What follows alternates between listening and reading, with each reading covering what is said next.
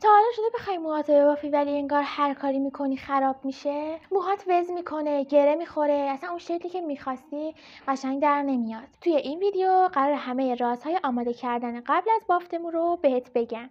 همون چیزایی که حرفه‌ای‌ها انجام میدن ولی کمتر کسی بهش توجه میکنه. پس تا آخر این ویدیو با من باش چون قرار موهات یه تغییر اساسی کنه. قبل از اینکه بریم سراغ اصل ماجرا حتما سابسکرایب کن که ویدیو بعدی رو از دست ندی و یادت نره لایک رو بزنی که بدونم از این مدل آموزش‌ها خوشت میاد یا نه.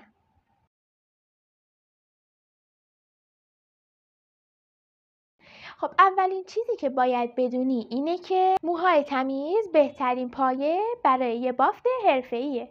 یعنی چی؟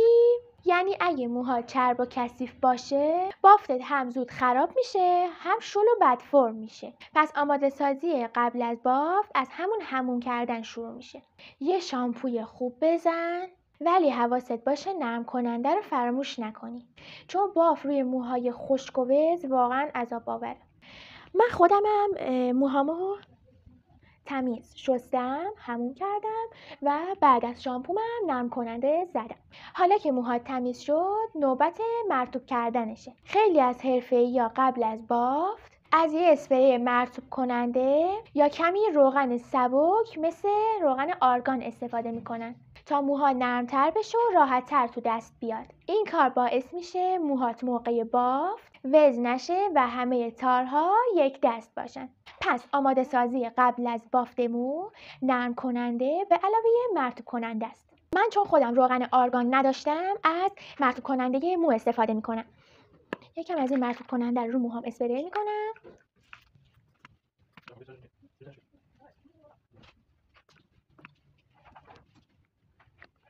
خب ولی یه پیشنهادی برای کسایی دارم که حالا به هر دلیلی نمیتونن روغن آرگان بخرن یا مرطوب کننده مو همه هزینه بدن بخرن.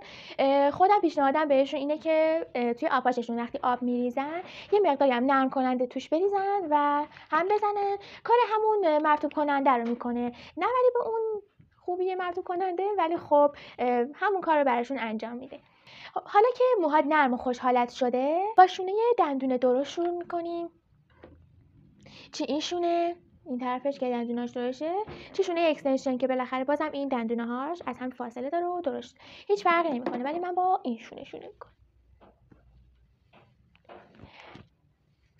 و از پایین به بالا موهامو شونه میکنم که موهام آسیب نبینه.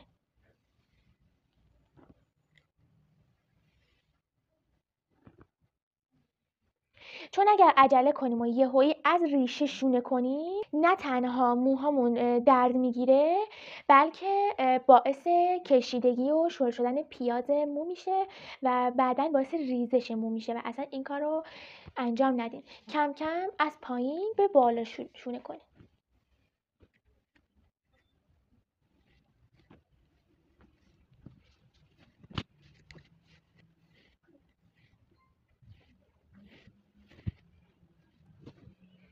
خب موهامو شونه کردم و تمام.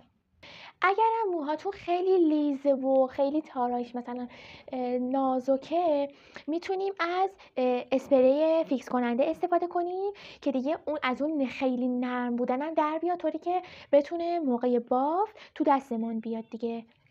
قبل از اینکه بافتو شروع کنی این چند نکته رو یادت نره. نکته اول، از روغنای سبک مثل روغن آرگان یا نارگیل استفاده کن تا موهات نرم بمونن و بعد از باز کردن بافتت موهات خشک و شکننده نباشن. نکته دوم، موهات رو زیاد نکش مخصوصا اگه پوست سر حساسی داری چون میتونه باعث سردرد بشه. نکته سوم، اگر میخوای بافتت چند روز بمونه قبل از بافت موهاتو با یه شال نخی بپوشون تا روی بالش وز نشه و حالتش خراب نشه. با رعایت این نکات دیگه موهات همیشه برای یه بافت حرفه‌ای آماده است. خب حالا نوبت توه. توی کامنت ها بگو تا حالا برای موها چه کارایی کردی؟ اسپری استفاده کردی یا روغن میزنی یا قبل از بافت هیچ کدومشون استفاده نمی‌کنی؟ نظرتو حتما تو کامنت ها بگو. دلم میخواد تجربه هاتون رو بدونم. و البته سابسکرایب یادت نره. 3 شب در هفته، شنبه، دوشنبه، پنجشنبه ساعت 8 کلی آموزش‌های جذاب و بافتای جدید براتون میذارم.